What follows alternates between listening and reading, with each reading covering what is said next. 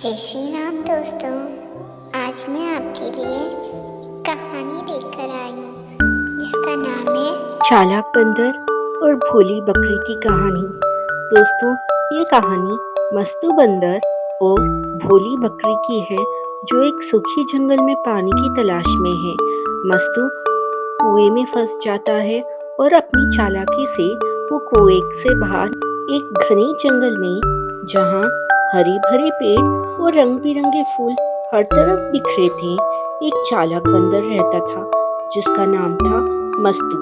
मस्तू अपनी तेज दिमाग और चतुराई के लिए जंगल में मशहूर था।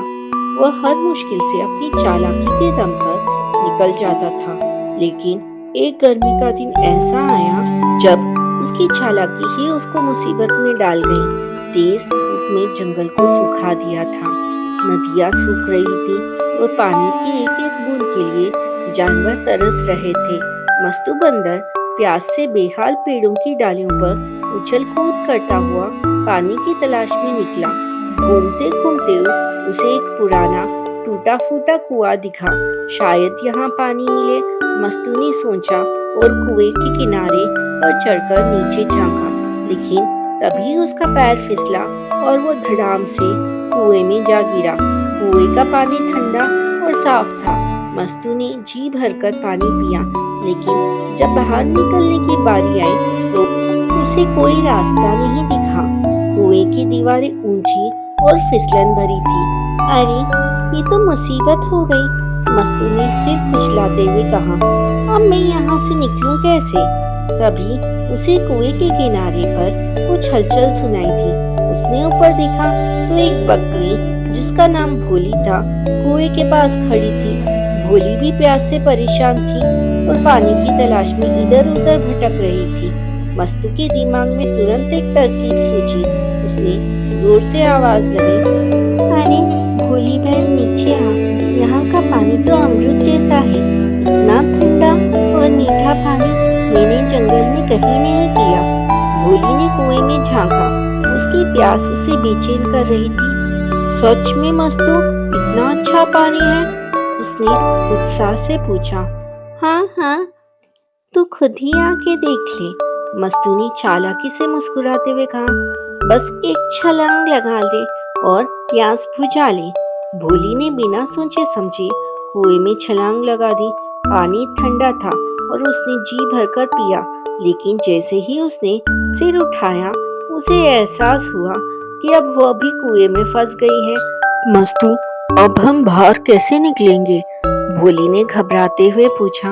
मस्तू ने अपनी पूंछ मरोड़ी और बोला, चिंता मत कर भोली, मेरे पास एक तरकीब है। तू अपने अगले पैर कुएं की दीवार पर टिका, मैं तेरी पीठ पर चढ़कर बाहर निकल जाऊंगा, फिर तुझे भी बाहर खींच लूंगा। भोली को मस्तू की बात पर भरोसा हो गया। ठीक है मस्तू, जल्दी कर, उसने कहा और दीवार पर अपना पैर टिका दिया। मस्तू फुर्ती से भोली की पीठ पर चढ़ा, कुएं की दीवार पकड़ी और एक झटके में बाहर कूद गया। बाहर निकलते ही वो जोर जोर से हंसा और बोला, भोली, अगली बार पहले सोच फिर कूद, मैं तो जा रहा हूँ। यह कहकर मस्तू पेड़ों की डालियों पर उछलता हुआ गायब हो गया। भोली कुएं में अकेली रह गई और उसे अपनी भूल का एहसास हुआ। लेकिन कहानी यहीं खत्म नहीं हुई। भोली ने हिम्मत नहीं हारी। उसने कुएं की दीवारों पर बार बार कोशिश की और कई घंटों की मेहनत के बाद वो भी बाहर निकल आई। जंगल में लौटकर उसने अपने दोस्त हिरन और खरगोश को अपनी कहानी सुनाई। मस्तू ने मुझे धोखा दिया, भोली ने उदास होकर कहा, लेकिन मैंने सीख लिया कि किसी पर आंख मूंदकर भरोसा नहीं करना चाहिए। तूने बहुत अच्छा किया भोली, हिरन ने कहा। अब तू और समझदार हो गई है। जंगल में यह बात फैल गई और मस्तू की चालाकी की कहानी हर जानवर की जुबान पर थी। लेकिन भोली की हिम्मत और समझदारी की भी तारीफ होने लगी। उसने जंगल वालों को सिखाया कि गलतियां तो होती है, लेकिन उनसे सीखकर हम और मजबूत बन सकते हैं। दोस्तों, इस कहानी से हमें यह सीख मिलती है कि किसी की बात पर हमें आंख मूंद कर विश्वास करने से पहले उसकी सच्चाई परख लेनी चाहिए। गलतियां हमें कमजोर नहीं बल्कि समझदार बनाती हैं और हम उन गलतियों से सीखते हैं। मुश्किल हालात में भी हार ना मानकर कोशिश करते रहना चाहिए।